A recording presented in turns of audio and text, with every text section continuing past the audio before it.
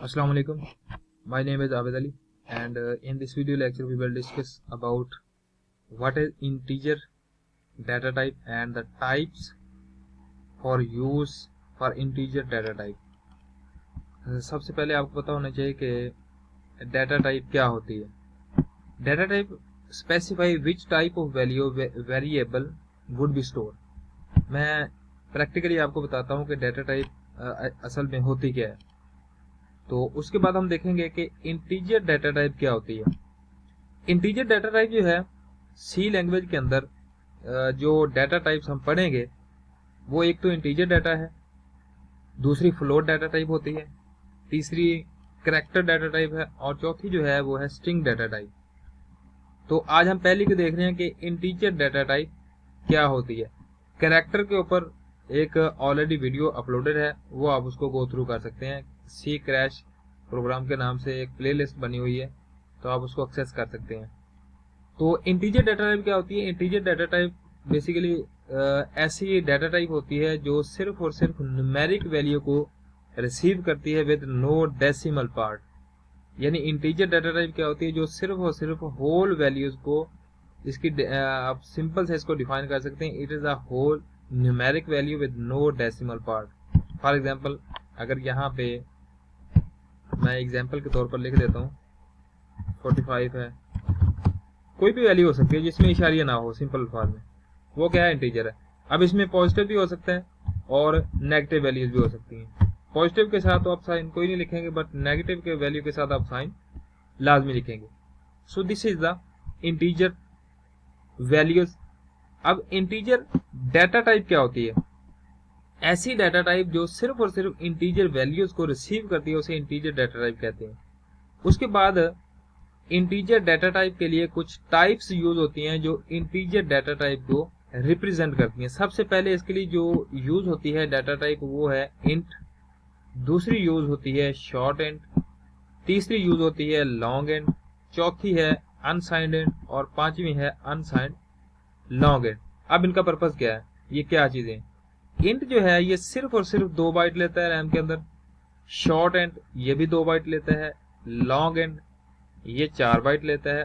Unsigned and ये भी 2 bite लेता है और अनसाइंड लॉन्ग एंड ये 4 बाइट लेता है. अब ये डिपेंड करता है कि प्रोग्रामर ने अपने प्रोग्राम के अंदर किस डाटा टाइप को यूज करना है. सी के अंदर जितनी भी सी हम पढ़ेंगे उसके अंदर मैक्सिमम इंट का यूज किया जाता है, ठीक है. या ज्यादा भी अगर आप करते हैं तो आप लॉन्ग का यूज कर लेते हैं. But program paper point of view से ये क्वेश्चन इंपॉर्टेंट है. सम टाइम इस क्वेश्चन के ऊपर क्वेश्चन जो है पेपर में क्वेश्चन पूछा जा सकता है कि इंटीजर डाटा टाइप क्या होती है और उसकी टाइप्स विद मेमोरी के साथ उसको जो है कि कितनी कितनी बाइट्स को ऑक्यूपाई करती हैं उसको एक्सप्लेन करें. तो सबसे पहले जो है इंट, इसको थोड़ा सा देखते हैं कि इंट डाटा टाइप क्या होती है.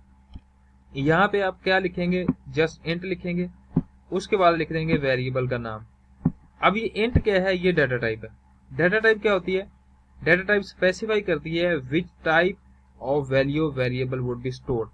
ये डाटा टाइप असल में बता रही होती है, ये डाटा टाइप बता रही है कि इस नम वेरिएबल के अंदर किस टाइप की वैल्यूज आएंगी. तो इसके अंदर वैल्यूज किस टाइप की आएंगी, सिर्फ ऐसी वैल्यूज, ऐसी होल न्यूमेरिक वैल्यू आएंगी जिसके अंदर इशारिया नहीं होगा, सिंपल फॉर्म में, ठीक है. तो अब इसके अंदर ये इंट जो है ये सिर्फ 2 बाइट लेता है, ठीक है.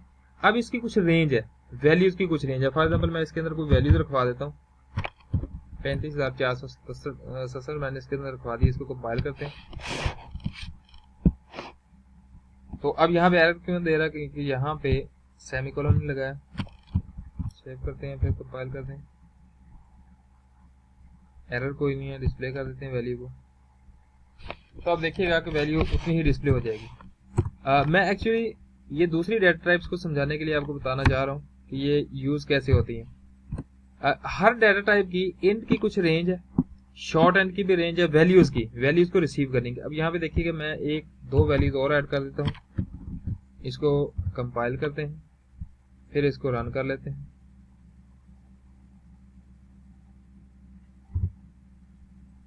वैल्यूज डिस्प्ले हो रही है. उसके बाद इसकी वैल्यूज की रेंज कुछ थोड़ी सी और बढ़ा देते हैं. उसके बाद दोबारा इसको कंपाइल करते हैं. देन इसको फिर चला देते हैं, वैल्यू डिस्प्ले हो रही है। अगर मैं इसमें सिर्फ 2 वैल्यूज का और इजाफा करता हूँ, अब आप देखिएगा कि एक एरर आएगा हमें, ये देखें ओवरफ्लो का एरर आ गया। उसकी वजह क्या है? क्योंकि ये इंट डाटा टाइप जो है ना, इसकी इतनी कैपेसिटी नहीं है, इसकी कैपेसिटी सिर्फ और सिर्फ पहली 8 वैल्यूज तक है। ठीक है, यानी 32 से इसकी जो है रेंज स्टार्ट होती है और यहाँ तक 8 वैल्यूज तक इसकी रेंज खत्म हो जाती है। अगर आप ज्यादा वैल्यूज इसको देंगे तो ये क्या करेगा, ओवरफ्लो का एरर देगा। अब ओवरफ्लो क्या होता है? दो जो है कंसेप्ट हैं, ओवरफ्लो एंड अंडरफ्लो का। ओवरफ्लो उस वक्त अगर होता है जब किसी वेरिएबल की, जब किसी डाटा टाइप के अंदर या किसी वेरिएबल के अंदर मैक्सिमम पॉसिबल वैल्यू से ज्यादा वैल्यू असाइन कर रहे होते हैं, तब जो एरर अकर होता है उसे बोलते हैं ओवरफ्लो। अगर आपको इस बात की समझ नहीं आई तो आप वीडियो को पॉज करके दोबारा से वो लाइन सुन सकते हैं। ओवरफ्लो उस वक्त आता है जब इसकी मैक्सिमम पॉसिबल जो रेंज है ना वो यहाँ तक है, 8 वैल्यूज तक है। आप काउंट कर सकते हैं, 2 4 6 8, यहां तक है इसकी रेंज, यहां तक, ये 3 वैल्यूज एक्स्ट्रा। ठीक है, तो इसकी जब मैक्सिमम पॉसिबल वैल्यू से इसकी रेंज बढ़ जाएगी तब वो जो एरर आएगा वो ओवरफ्लो होगा। और इसी तरह अंडरफ्लो क्या होता है, जब इसकी मिनिमम पॉसिबल वैल्यू जो है इंट डाटा टाइप की मिनिमम पॉसिबल वैल्यू -32 767 से लेकर 708 तक 68 तक जाती है। अगर उससे वैल्यू कम आप इसको असाइन करेंगे तो तब भी एक जो है एरर अकर होगा, जिसको बोलेंगे अंडरफ्लो। अब अंडरफ्लो क्या होता है? अंडरफ्लो उस वक्त अकर होता है जब किसी भी वेरिएबल की मिनिमम पॉसिबल वैल्यू से कम वैल्यू उसको असाइन करते हैं, तब एक एरर अकर होता है जिसे बोलते हैं अंडरफ्लो। सो ये कंसेप्ट आपको थोड़ा समझ आ गया होगा। अगर मैं यहाँ पर लिख लेता हूँ लॉन्ग डाटा टाइप का मैं यूज करता हूँ। लॉन्ग डाटा टाइप क्या करती है, रैम के अंदर 4 बाइट लेती है। अब इसको कंपाइल करते हैं, अब देखिएगा एरर कोई नहीं आएगा। लॉन्ग एंड इसकी भी रेंज से ये ज्यादा वैल्यूज हैं। लॉन्ग एंड की जो रेंज है वो 10 वैल्यूज तक है। मैं इसको दोबारा F9 F10, अब यहाँ पे देखें इसमें भी एरर आ रहा है।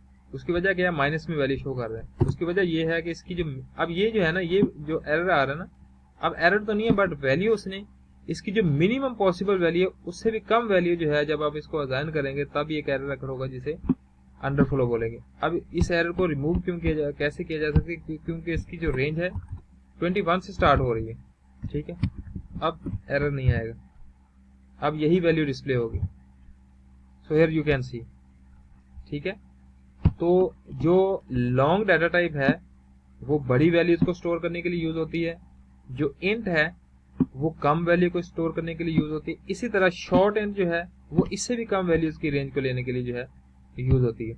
अब ये जो मैं कह रहा हूँ कि ये 4 बाइट लेता है, लॉन्ग 4 बाइट लेता है, इंट 2 बाइट लेता है, शॉर्ट इंट 2 बाइट लेता है, लॉन्ग इंट 4 बाइट लेता है, अनसाइंड इंट 2 बाइट लेता है, अनसाइंड लॉन्ग इंट भी 4 बाइट लेता है। अब इस चीज का मतलब क्या है, इस चीज को जरा थोड़ा सा एक्सप्लेन कर देता हूँ। मैंने यहाँ पे पेंट के अंदर थोड़ी सी बना रखी है। तो अब यहाँ पे देखें, वेरिएबल आपको पता है कि रैम के अंदर जो है डिक्लेयर होते हैं। तो रैम का इस तरह से साइज होता है, ये इस तरह से सेल बने होते हैं। अब ये सेल जो है 2 बाइट का है, मैं एक एग्जांपल के तौर पर समझा रहा हूँ। ये 4 बाइट का है, ठीक है, ये भी 2 बाइट का है, ये 4 बाइट का है, इसी तरह ये भी 4 बाइट का सेल है, ये भी 4 बाइट का है, ये भी 2 बाइट का है। ये रैम के अंदर इस तरह से डिस्ट्रीब्यूशन होती है, जिस तरह प्लॉटिंग नहीं होती उस तरह से कि 2 मरले का प्लॉट है, 4 का, 3 का, 5 का, 7 का, इस तरह से रैम के अंदर भी प्लॉटिंग होती है।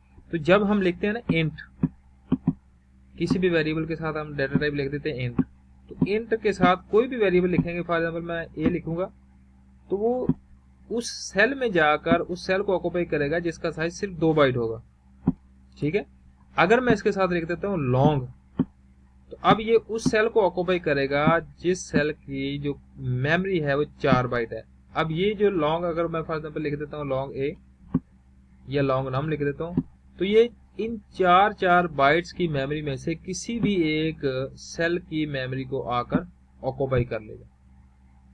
ठीक है, आई होप सो आपको इस कंसेप्ट की समझ आ गई होगी कि इंट डाटा टाइप कैसे यूज होती है, उसका यूज क्या है, और लॉन्ग इंट का यूज क्या है। लॉन्ग इंट जो है वो मैक्सिमम जो है वो ज़्यादा वैल्यूज़ को रिसीव करने के लिए यूज़ होता है, इंट जो है वो कम वैल्यू को लेने के लिए यूज़ होता है। इसी तरह जो शॉर्ट इंट है, शॉर्ट इंट की रेंज इससे भी कम है, आप सिर्फ शॉर्ट भी लिख सकते हैं। अभी आप देखिएगा, अभी एरर अकर होगा। So here you can see overflow. क्यों अकर हुआ? क्योंकि इस शॉर्ट इंट की जो minimum possible value, sorry maximum possible value इससे कम है, बट हम इसको वैल्यू इससे भी ज्यादा असाइन कर रहे हैं। मैंने वैल्यू 2 यहाँ से खत्म कर दी, अब चला कर देते। अब एरर अकर हो रहा है, मैंने 2 वैल्यूज और उड़ा दी हैं। F9 करते हैं, अभी एरर आ रहा है। सो अब आई थिंक एरर नहीं आएगा। So here you can see 21467 जो है वो डिस्प्ले हो गया। ठीक है, इसी तरह हम जो है अनसाइंड एंड का भी यूज कर सकते हैं। अनसाइंड एंड कितने बाइट लेता है रैम के अंदर? 4 बाइट लेता है। ठीक है, बट इसकी रेंज जो है इससे ज्यादा है।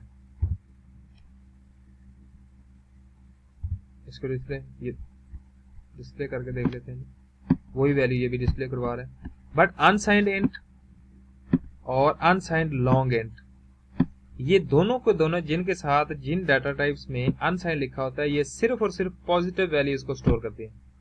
ये बड़ा इंपॉर्टेंट पॉइंट है। इंट ये पॉजिटिव नेगेटिव दोनों वैल्यू को स्टोर करता है। शॉर्ट एंड पॉजिटिव नेगेटिव दोनों को जो है स्टोर करता है, लेता है। लॉन्ग एंड भी पॉजिटिव नेगेटिव दोनों को लेता है। अनसाइंड एंड सिर्फ पॉजिटिव को लेता है। इसी तरह अनसाइंड लॉन्ग एंड सिर्फ पॉजिटिव न्यूमेरिक वैल्यूज को रिसीव करता है। ठीक है, ये एमसीक्यूज में पूछा जा सकता है। तो यहीं पे हम जो है अनसाइंड लॉन्ग एंड भी कर सकते हैं। ये अनसाइंड लॉन्ग एंड कितने बाइट लेता है रैम के अंदर? 4 बाइट। ठीक है, यानी इसकी जो आप कह सकते हैं रेंज वो इससे ज्यादा है। अब आप देखिएगा, F9 कर कंपाइल कर लेते हैं, देन आप रन करके इसको। So here you can see value जो है वो सारी की सारी डिस्प्ले हो रही है। सो इस तरह से इंटीजर जो है डाटा टाइप को हम इस तरह से यूज कर सकते हैं। मैक्सिमम इसका जो यूज है वो या तो इंट यूज कर लेते हैं या long and, but paper point of view से ये क्वेश्चन इंपॉर्टेंट है। सो आई होप सो आपको कुछ समझ आ गई होगी। अगर आपका क्वेश्चन है तो आप कमेंट बॉक्स में पूछ सकते हैं। ओके जी, मिलती है नेक्स्ट लेक्चर में।